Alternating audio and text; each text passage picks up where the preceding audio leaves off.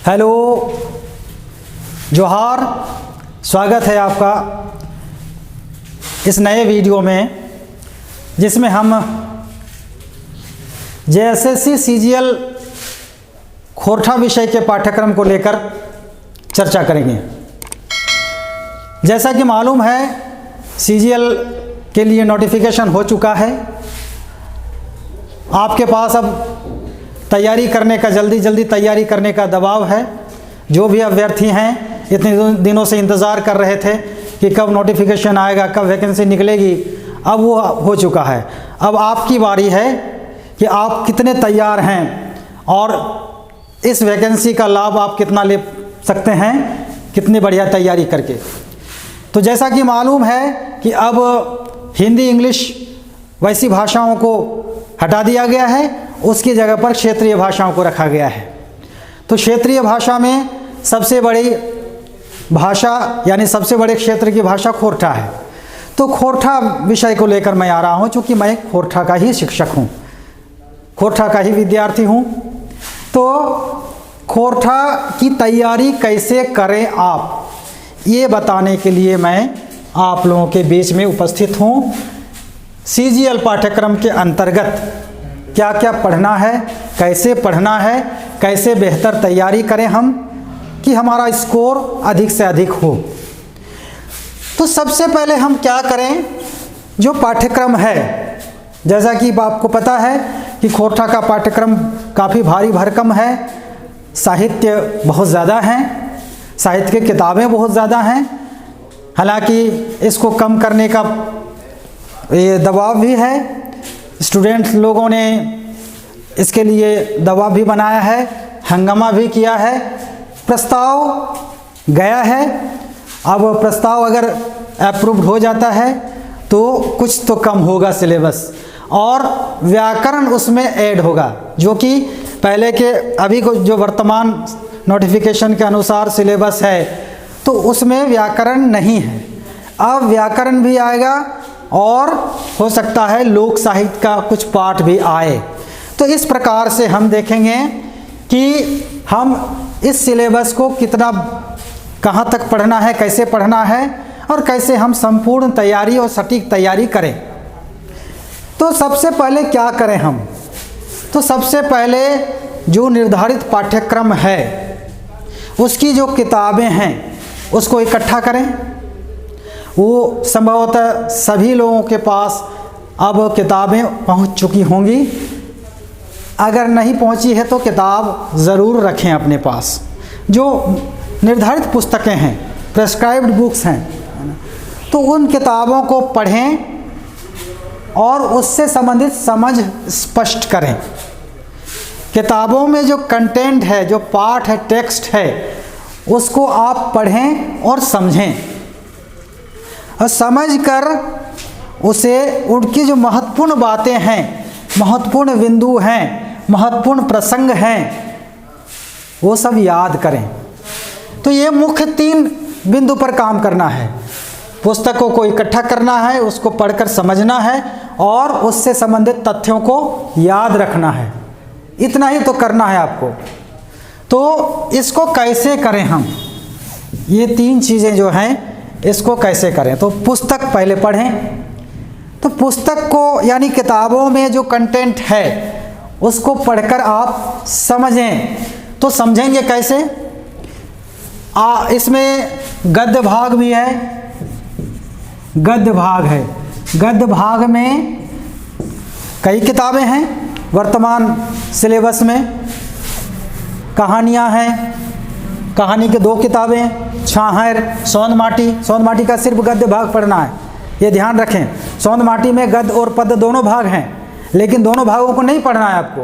पढ़ना है तो सिर्फ गद्य भाग को। गद्य भाग में 10 कहानियाँ हैं, तो 10 कहानियों में से कौन कौन सी कहानी पढ़नी है ये बाद में पता चलेगी, लेकिन वर्तमान में 10 कहानी को मान के चले हम, तो ये कहानी भाग को पढ़ना है। सोंद माटी में, छाहर में भी 10 कहानियाँ हैं। छाहर जो चितरंजन महतो चित्रा की किताब है, जिसको लोग छाहर बोलते हैं, छाहर बोल के गलत उच्चारण करते हैं। तो वैसे यूट्यूब के गुरु लोग जिनको सही खोरठा उच्चारण भी नहीं आता है, वैसे लोग इसका नाम ही बदल दिए हैं, छैहर बोलते हैं, छैहर, कोई छाहर, लेकिन छाहर जो वास्तविक शब्द है, छैहर का चाहे छैहर का कोई अर्थ नहीं है खोरठा में। तो इस तरह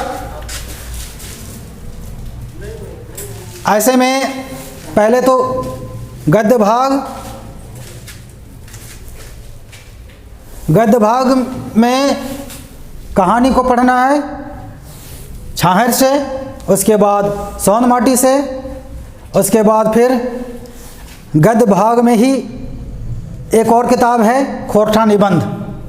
तो खोरठा निबंध में भी 12 निबंध हैं। तो 12 में से कौन कौन निबंध पढ़ने हैं ये भी पता चलेगा, लेकिन अभी तो 12 निबंध को ध्यान में रखें आप, है ना। तो इस प्रकार आपके पास गद्य भाग को पढ़कर समझना है। तो देखिए, कहानी या निबंध समझना उतना कठिन नहीं होता है, क्योंकि कहानी में घटनाएं चलती हैं, घटनाओं को आप तारतम्य बनाकर समझ सकते हैं। भले उसके बहुत सारे शब्द आपके ऊपर निकल जाएं, बहुत सारे ठेठ शब्द खोरठा के आपको नहीं पता, बहुत सारे मुहावरे, लोकोक्तियाँ लेखक जो प्रयोग करता है तो वो नहीं समझ पाएँ आप, लेकिन प्रसंग को आप समझ लेंगे मोटे तौर पर। तो कहानी में उतनी दिक्कत नहीं है।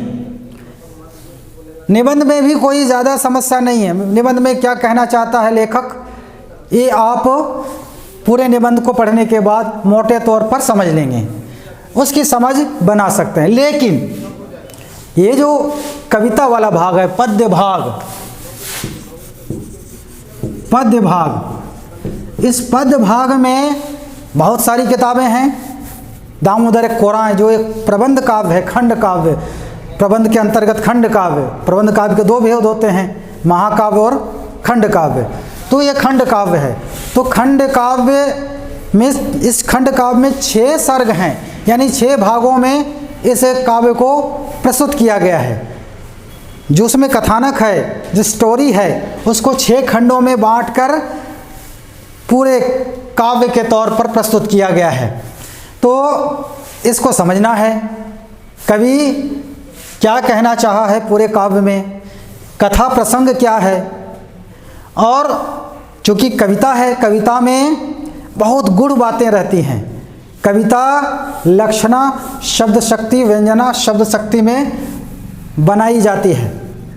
तो कविता को समझना थोड़ी जटिल हो जाती है, इसलिए क्योंकि कविता सीधे तौर पर नहीं कहती है कोई बात, वो टेढ़ा होकर, यानी वो अलंकार के द्वारा या फिर शब्द शक्ति, लक्षणा शब्द शक्ति के द्वारा, या अलंकारों में रूपक के द्वारा, अतिशयोक्ति के द्वारा, विरोधाभास के द्वारा, बहुत सारी बातें रखते हैं, नहीं तो अलग अलग अलंकार जो हैं उसके माध्यम से।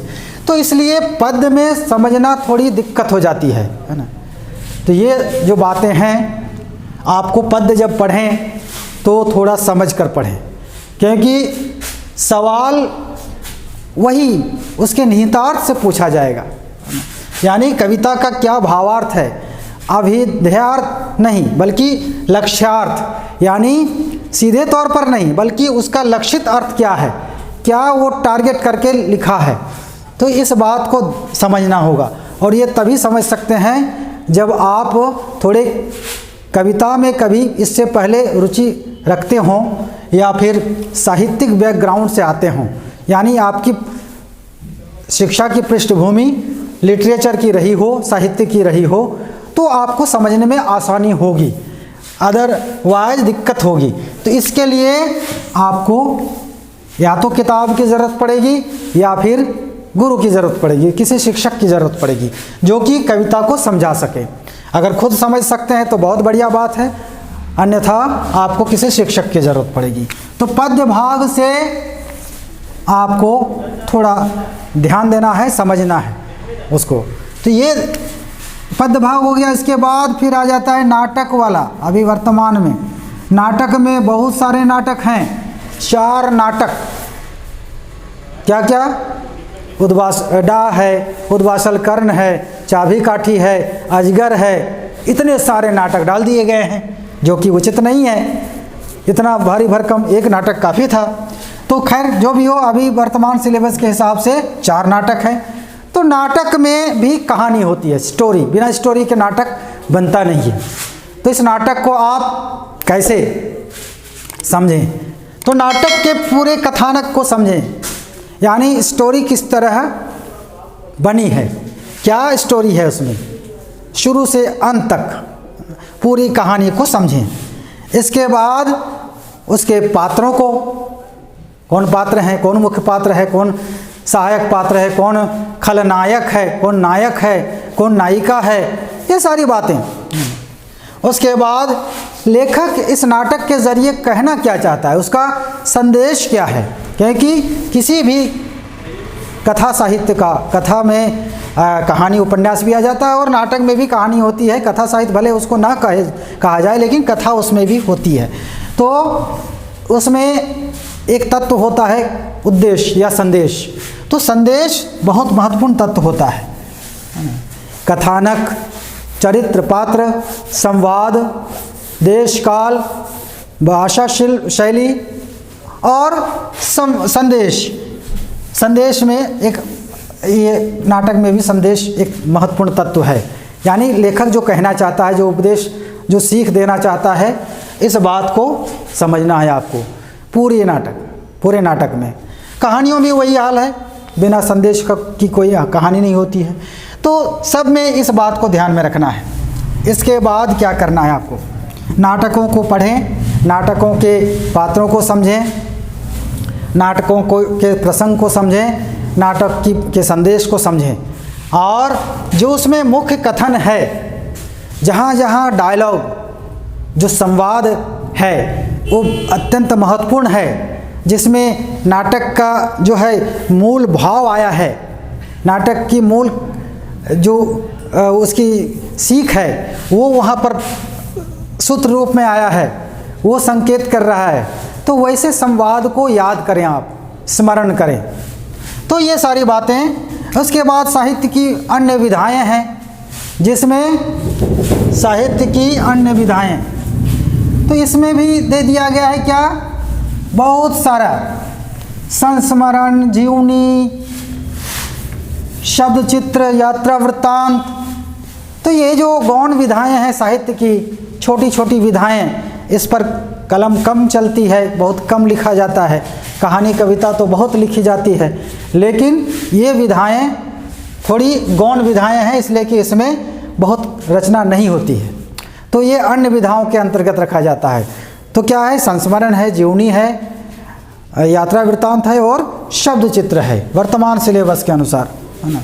तो इसमें आपको देखना है कि खोरठा साहित्य में अभी तक कितने संस्मरण लिखे गए, कितने यात्रा वृत्तांत लिखे गए, कितनी जीवनियाँ लिखी गईं और कितने शब्द चित्र लिखे गए। उसमें क्या है, क्या बताया है।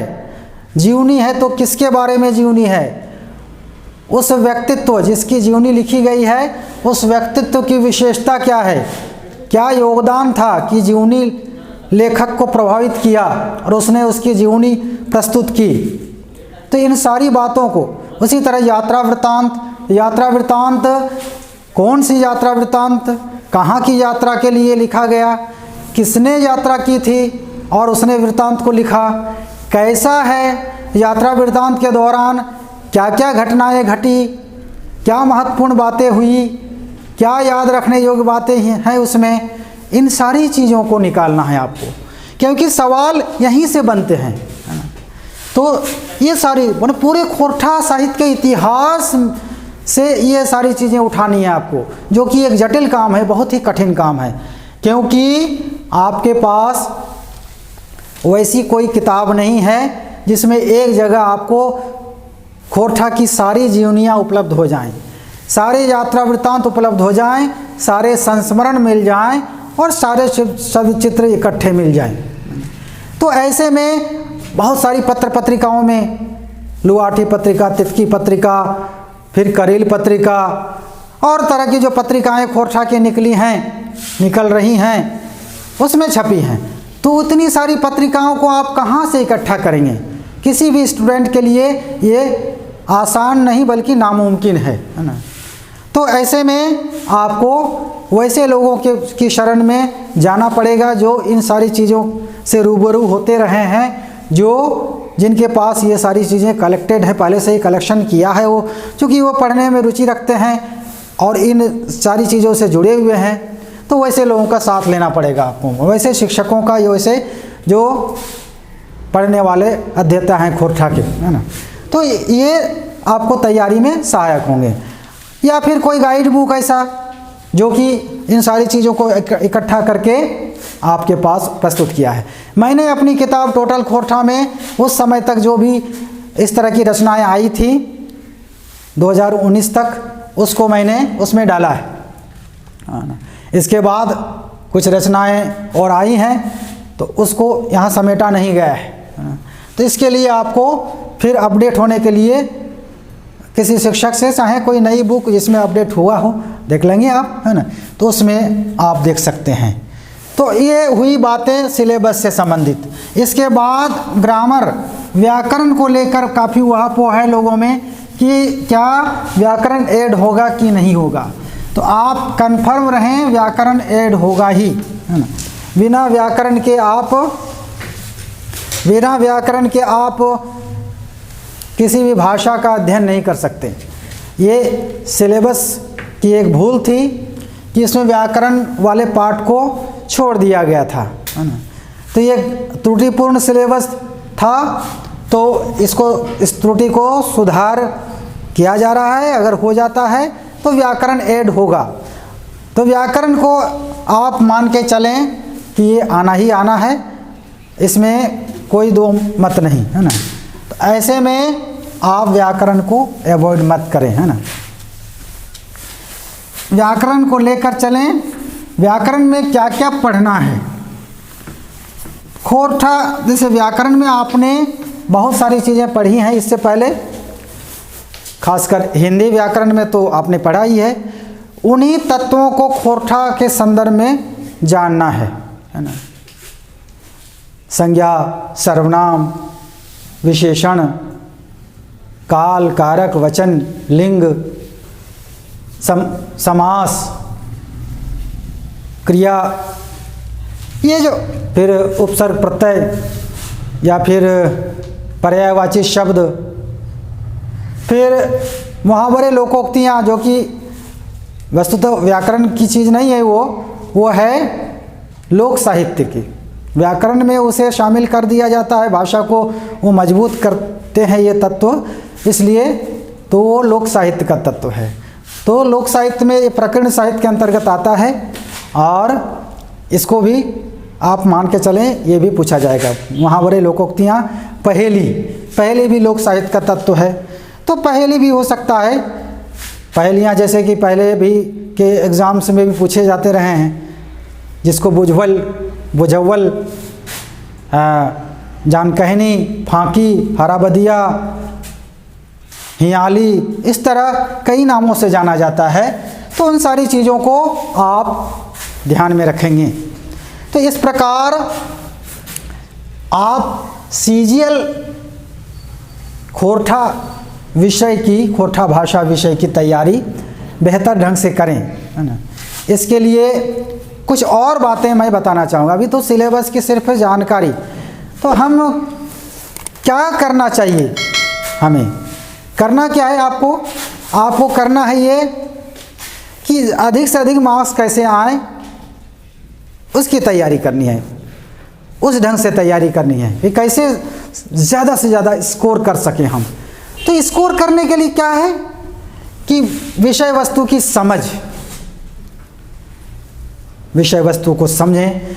कोई भी विषय हो, वो साहित्य हो या फिर व्याकरण हो या लोक साहित्य हो, उसको समझें और उसमें किस तरह के सवाल पूछे जा सकते हैं, सवाल की संभावना कहाँ कहाँ से बनती है, ये जानें और उसी के हिसाब से तैयारी करें आप। तो आप क्यों नहीं, आपकी तैयारी पूर्ण होगी। किसी भी एंगल से सवाल पूछ दिया जाएगा तो आप जवाब दे सकेंगे। जैसे कहानी ही मान लीजिए, तो कहानी में कहानी का शीर्षक उसे याद रखें। शीर्षक माने वो कहानी, उस शीर्षक की कहानी किसने लिखी है, लेखक का नाम और उस कहानी का नाम, दोनों को जोड़कर याद करें। जैसे उबार कहानी विनोद कुमार, उबार कहानी विनोद कुमार, इस तरह याद रखें। विनोद कुमार ने लिखी है उबार कहानी। अब उबार मतलब क्या होता है, यानी शीर्षक का मीनिंग। देखिए, शब्द का अर्थ आप जान सकते हैं, कोश में जो शब्दकोश में साधारण अर्थ होता है उस अर्थ को आप जान सकते हैं, लेकिन हर शब्द का वही अर्थ नहीं होता है साहित्य में, है ना। साहित्य में जो लेखक होता है, कवि होता है, शब्द का विशेष अर्थ में व्यवहार करता है, साधारण अर्थ नहीं। जैसे मान लीजिए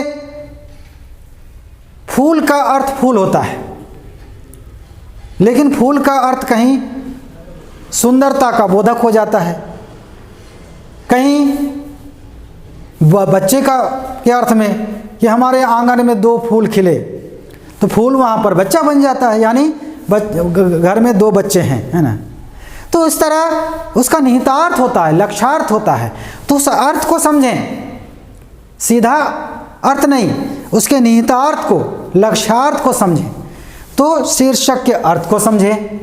उससे भी सवाल बन सकता है कि उबार के माने की होवे है, ये कहानी में उबार के माने की राखल गेल है। तो उबार मतलब उद्धार करे, उन्नति तरक्की करे, है ना। उबार दियक नहीं कहते, उबार दियक मतलब कि उद्धार कर देना, दुर्गति माने जो स्थिति है उससे उबारना, मुसीबत से। तो इस तरह उसके अर्थ को समझें। फिर उसके पात्रों को, कहानी में कौन कौन से पात्र हैं, पात्रों के नाम याद रखें कहानी के साथ, इधर उधर नहीं हो जाए, इस कहानी का पात्र उधर नहीं हो जाए।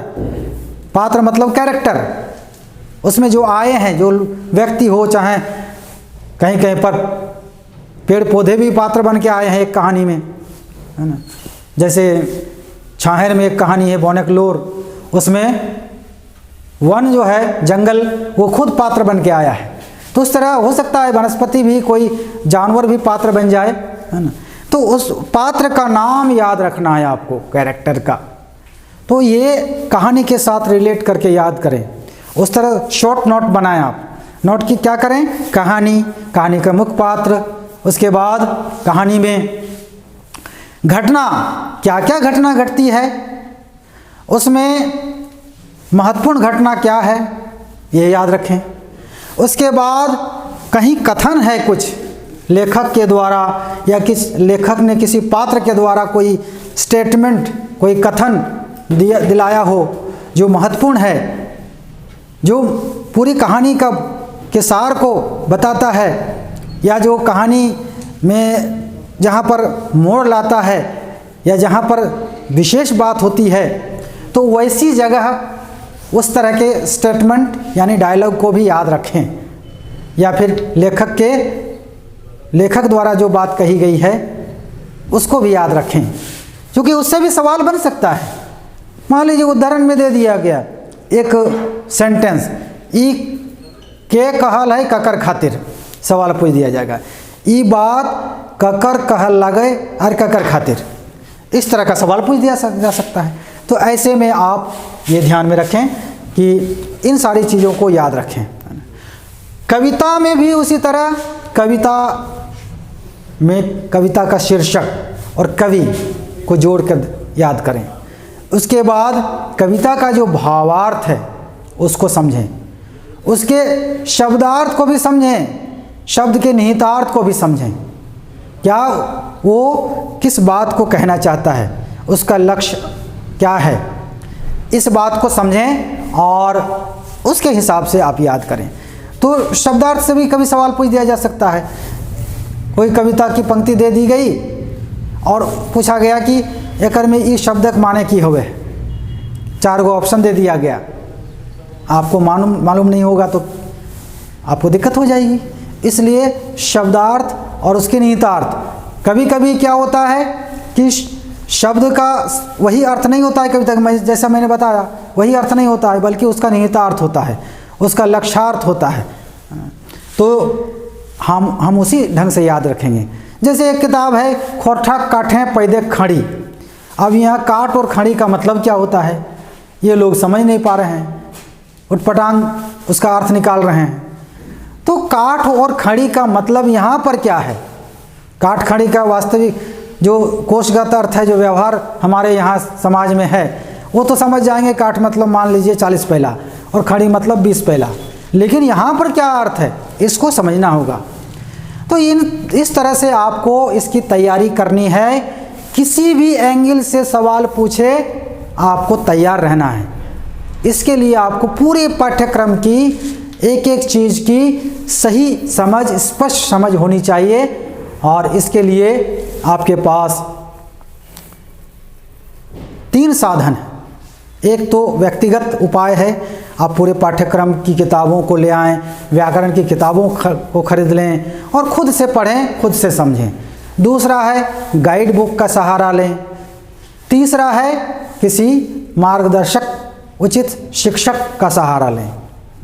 तो ये 3 साधन आपके पास मौजूद हैं। जो भी साधन अपनाना चाहें या तीनों साधन अपनाना चाहें, तो जो तीनों साधन अपनाएंगे उसकी तैयारी मेरे ख्याल से सबसे बेहतर होगी। और जिसकी बेहतर तैयारी होगी वही रिजल्ट बढ़िया कर पाएगा। तो अगर आपको मेरी किताब आपके पास मौजूद है, हो सकता है पाठ्य पुस्तकें भी आपने इकट्ठा कर ली हों।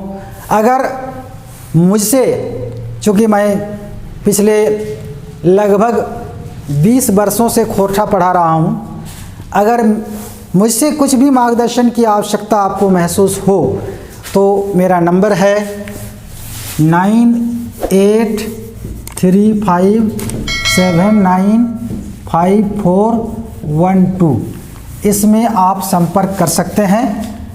और कैसे मार्गदर्शन ले सकते हैं आप, ये मुझसे बात कर सकते हैं। तो मैं आप लोगों के साथ हूँ। आपकी तैयारी में मैं बेहतर से बेहतर देने की कोशिश करूँगा। आपकी मेहनत और आप किस्मत तो नहीं कहेंगे, आपकी मेहनत और आप परिस्थिति आपको सफलता दिलाएगी। इसी कामना के साथ मैं ये वीडियो यहीं समाप्त करता हूँ। धन्यवाद।